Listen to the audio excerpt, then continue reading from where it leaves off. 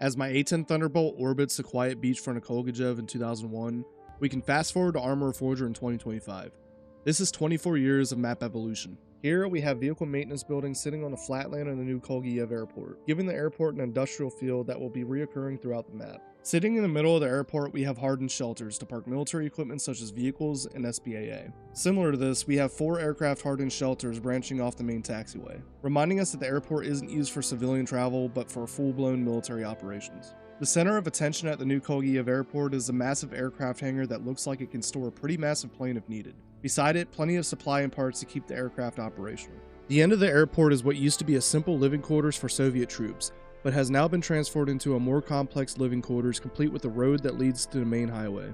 We're now flying over the once small harbor of Kamensk. 24 years of evolution gives us a massive harbor complete with seawalls and multiple port entries for massive ships for military industrial operations, further painting the pictures of Kolguyev's rich history of military mining operations. Complete with detailed burning coal stacks, electrical production infrastructure, and a large seawall that stretches out 100 or more meters out into the sea, it's easy to imagine large cargo ships piling up ready to ship out tons of mined coal or metal ore to boost Cold War manufacturing efforts. Detailed office buildings, massive cranes for lifting cargo containers onto ships, mixed with residential apartment-style buildings, this harbor feels rich with history. The feeling of a once-populated, busy harbor paints a detailed picture of just how efficient this island really was in producing the required ore needed for the Russians to win the Cold War. Trash, old tires, and unused building material lying around suggest an inefficient waste management system, showing the prioritization of production versus quality of life. What was once just a few scattered buildings and a small concrete ship bay is now a fully realized military-industrial harbor. Now we'll take a look at one of the many military sites scattered around the island. This used to be a few barracks buildings, an armory, a repair station, and a fuel station. Now it has been reimagined to a lively military post capable of forward deploying to any area of the island within a matter of a few minutes.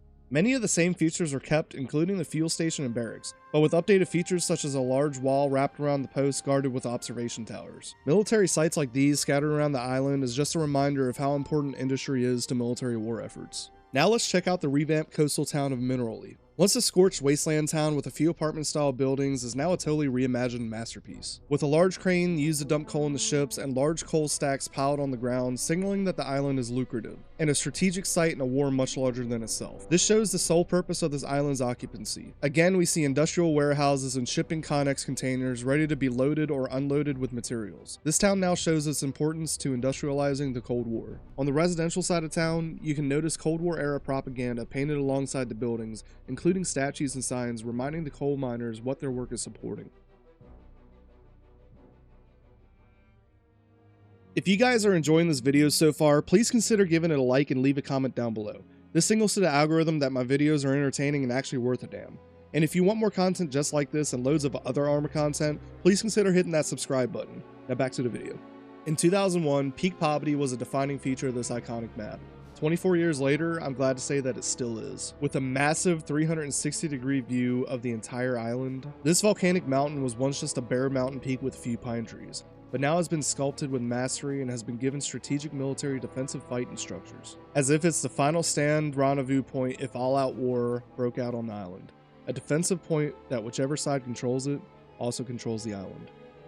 On the foothills of Pik Pobedy lie multiple large hot springs, a brand new feature to the reimagined map. These hot springs form due to the geothermal heat from the volcanic land. This is a nice touch to the new island, but make sure not to touch them due to the extreme heat. Alongside the hot spring, there are multiple geysers steaming out from the crust of the earth, adding yet another scenic detail to the island.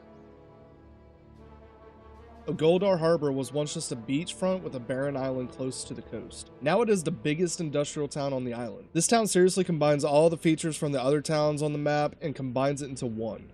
Again, with industrial cranes, apartment-style buildings, and a harbor that can load ships, this island seems to be the center of attraction on Kolguyev Island. What used to be yet another military post with barracks and an armory has now been turned into a massive mining area, complete with a railcart system that stretches all the way to the main mine. In the mine, you can find abandoned mine carts, broken railing systems, and just an eerie feeling when you walk inside. It's perfect for hiding from an enemy squad when performing recon operations. On the other side of town, you can find an enormous amount of coal left behind by the Soviets. Buried within the coal, you can find left behind rusty mining carts and train systems that stain the water with a reddish-brown tint. Now we're in Hamertin. This town was one of the many scorched communities featured alongside Kolgujev's barren island. Featuring buildings with burnt roofs, it is obvious that nobody can live here. Fast forward to Arma Reforger, and we can see that they decided to keep these towns' history. Instead of scorched rooftops, it now looks more war-torn than torched. With crumbling buildings and a decayed church, it seems as if the town took direct mortar fire rather than a volcano eruption. This is one of the many towns across the map that seems to have suffered the same fate. And now the final stop, Guba's Manor. This manor is an icon for the OG Operation Flashpoint players. This was the house of General Guba, a character within the campaign of the original game. Without spoiling the campaign, this is the manor that he resided while leading the Soviet forces' attack on Evron and Malden Island. The original game featured only bare minimal detail within the house, while Reforger revamped it with much more detail, adding tables, updated floors, and wallpaper. They also added a clock, bookshelf, and a light fixture in the main walking area of the manor. In the side room of the house, you can find 4 computer terminals on desks, indicating that the room is an office for Guba's staff. In Reforger, this office has been cleaned up with a more authentic looking terminal and less desks. The stairwell remains mostly the same, keeping the 2 windows above the steps. As we walk into the top level, you can notice that the floor plan remains mostly the same, but now the walls are abundant with ornaments, paintings, and features that give the manor a more personal touch. They added a new room to the manor. At first look, it appears to be a personal dentist's office for Guba, but I can tell you with confidence that it's not. To find out, you're going to have to play the new Arma Reforger operation. You can see they added more contrasting colors to the room with decorative chairs, a chandelier, wall and desk ornaments, making it feel like as if somebody of high importance actually lives here. On the right side of the room, you can see that they added a door and reworked the bookshelf, adding more detail and a more robust look. This now looks like a proper area for the general to keep their personal books. They also added a safe for the general to keep his important documents. On the left side of the room, you can see a piece of sheet music sitting on the table. First person to drop a comment with the correct name of this piece will win 1 Smeckle. Taking a closer look on the general's desk, we can see a more detailed look into the general's desk ornaments. These include a globe, ashtray, a Soviet flag set, a candle, a bust, 2 phones, and other knickknacks to keep the general entertained. In the right side room of the general's office lies what was once a sitting area, but now has been turned into his personal living quarters, complete with a bed, a footlocker, a TV, some closets, and what looks like a personal picture of someone who is close to the general. Let me know in the comments if you know who this is.